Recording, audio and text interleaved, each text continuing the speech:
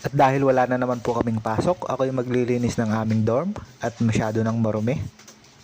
At magmamap nga po muna ako dito sa loob ng kwarto namin bago ako bumaba at sumama sa kanila para bumili ng pata ng baboy. At yun daw po ang aming uulamin ngayong tanghaling ito.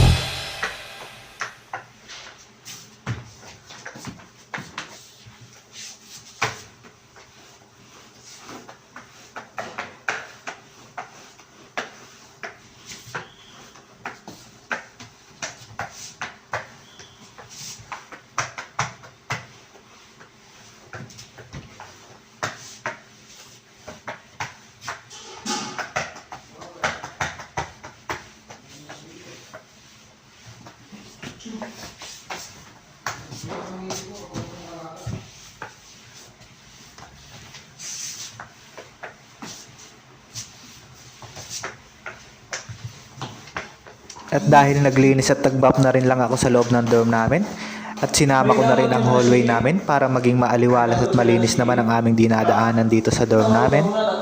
At habang naglilinis nga po ako ay tinatanong ako ng aking kaibigan kung mag-order na ba ako sa Shein kasi nagpapagawa ako ng account sa kanya at hindi ko alam paano maglagay ng address kasi may order na ako sa Shein kaya tinatanong niya po ako.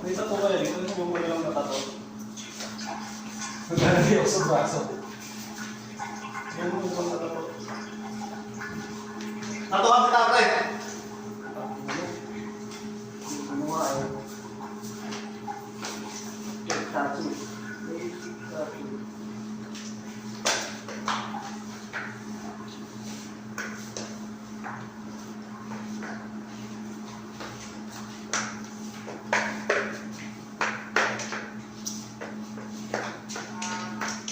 At nandito na nga po kami sa Vietnamese store kung saan kami bibili ng pata ng baboy at sibuyas at bawang po.